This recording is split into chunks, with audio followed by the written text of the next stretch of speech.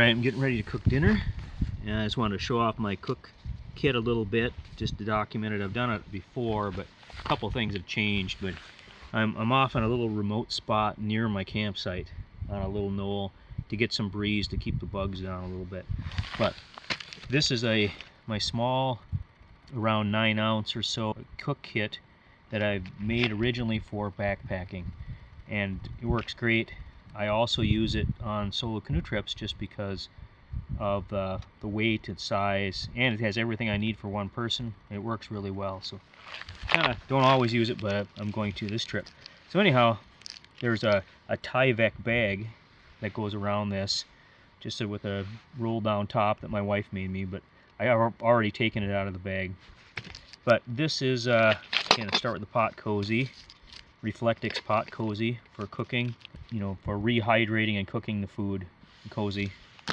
I'll show you that in a second. But inside it's titanium, and it comes with a titanium lid.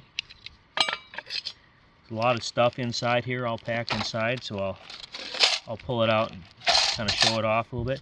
This is my my cup. It's made out of a 25-ounce beer can, which happens to be the same diameter as an aluminum cat food can, or some of the aluminum chip dip containers. It has you can kind of heat this up a little bit, and you can slide it right on really tight on top of this can, and then you have the advantage then that this chip dip lid fits on there to hold your stuff inside. And I've cut a hole in here so that I can use it for drinking hot drinks out without burning my lips. Kind of two purposes.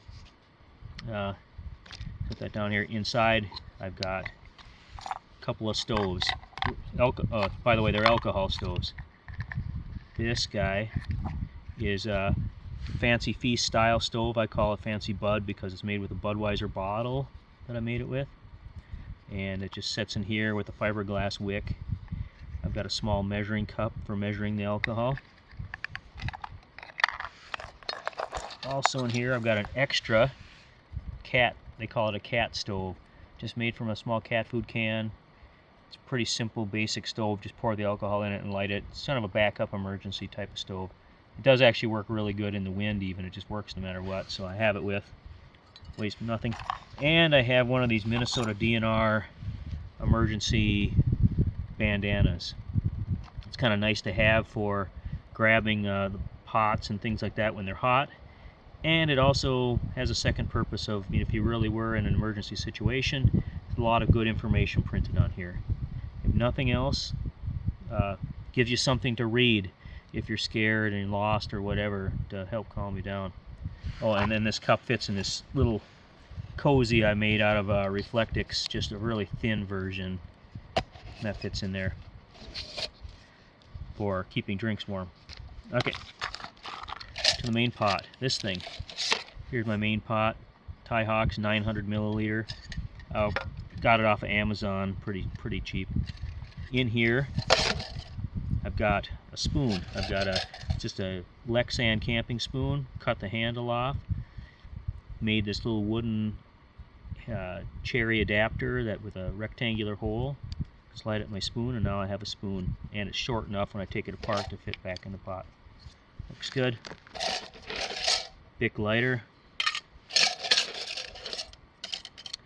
Show these off in a second. This is the handle, just a wire handle I made for this pot. It originally came with D handles, titanium D handles, but they were too short and too low on the pot. They just get flaming hot whenever I cook on there, and that was a pain. So I made this, so I can just hook this on here. I'm not doing very well here under pressure, but it hooks on here, and these wires come up and latch it into place so it can't fall off no matter what. There, now I'm farther up on the pot, further away from the stove, and longer away. Works really good. Oh, also in here, aluminum ground sheet. Lay this on the ground to put your alcohol stove on top of. Alcohol stove sits on that. That helps conserve heat, less chance of fire too. Really works good for the winter time. Maybe not so much in the summer, but maybe for fire protection here, that's the best. And inside this bugger, I have aluminum flashing that I've fashioned into a, just hook this together, and now I have a windscreen. Put the holes down the bottom like that around it when I'm cooking. And I've already showed you the lid, which fits on the pot. Fits nicely. It's got some vent holes. Those are nice. Alright, now I'm into this cozy. This is the cozy that goes around it. Inside the cozy, I have one more thing, and that guy is a stick stove. A small stick stove. This is an IKEA stainless steel silverware container. I've the little round holes are in it. I've added these other triangle shaped holes and this big cutout, and for lightening it up, cut it all down shorter as well. So these little wires I mentioned before, these guys hook here in the side in a pair of these holes, so that when you're done, you have wires across like this on each side, and that you can set the pot on there and burn sticks or pine cones or whatever it is. And this is like 2.1 ounces or something, just a hair over 2 ounces, so it's very, very thin stainless steel. It really works good. And then, of course, the pot cozy. After I heat up my meals, boil the water, stir in my dehydrated food, set the cozy inside there, put the cozy, or I put my metal lid on, and then the cozy lid over that, and wait 20 minutes, and then just eat it. It uses very little fuel. In fact, tonight I'm gonna cook. I've got a cheddar broccoli meal, a little homemade dehydrated meal that I'm gonna cook. Put 4 ounces of water in there, a little over. I put 4.2. How exact is that? And then I boil it up, dump this in, put it in the cozy. 20 minutes later, I can eat it. And that's it.